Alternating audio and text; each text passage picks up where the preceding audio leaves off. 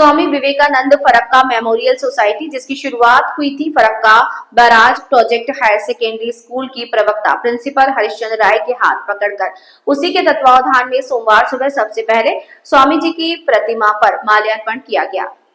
स्वामी Vivekananda Farakka memorial society, जिसकी शुरुआत हुई Farakka barrage project higher secondary school की प्रख्यात प्रिंसिपल हरिश्चंद्र राय के हाथ पढ़कर, उसी के तत्वावधान में सोमवार से सुबह सबसे पहले स्वामी जी की प्रतिमा पर माल्यार्पण किया। इसके बाद विभिन्न आयु वर्ग के बच्चों के बीच जैसा मन करे वैसी आकृति बनाओ चित्रकला प्रतियोगिता का आयोजन हुआ।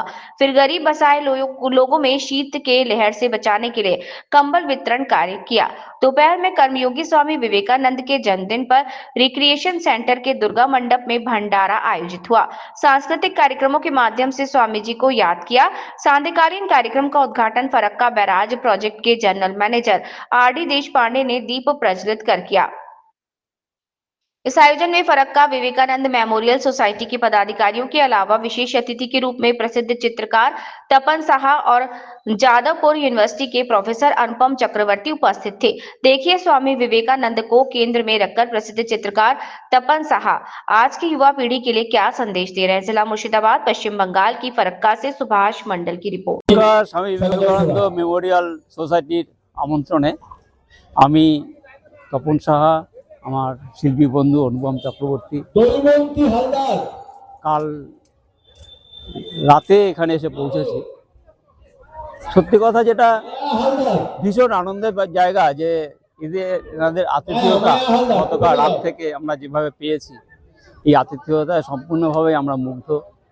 এবং আজকের এই অনুষ্ঠান যে আজকে এতজন বাচ্চা ছেলেমেয়েরা যারা বিবেকানন্দের উপরে কাজ করার চেষ্টা করলো বা ড্রয়িং কম্পিটিশন একটা ছিল, এবং সবথেকে অভিভূত আমি যে কম্বল অনেক জায়গাতেই অনেকভাবে দেখি অনেককেই, কিন্তু এই যে কোয়ালিটি মানে কম্বলের কোয়ালিটি আমাকে বিস্মিত করেছে। মানে ভীষণ ভালো লেগেছে আমার এই উদ্যোগ।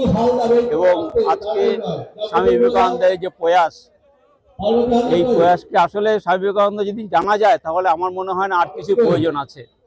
আমাদের এই জানাটা এরা যে চেষ্টা করছেন এই ফারাক্কা স্বামী বিবেকানন্দ মেমোরিয়াল সোসাইটির লোকজন, তাদের কাছে আমার আন্তরিক কৃতজ্ঞতা রইল যে নতুন প্রজন্মের কাছে যেন ব্যাপারটা ঠিকঠাক পৌঁছয় এবং আগামী বছর যেন এর থেকেও আরও বড়োভাবে এই অনুষ্ঠানে সবাই অংশগ্রহণ করেন। সেই জন্য আমি আন্তরিকভাবে আবেদন করছি সকলের কাছেই। স্বামী বিবেকানন্দের গুরুত্ব এবং অপরিহার্যতা আজও প্রথমত দেখুন,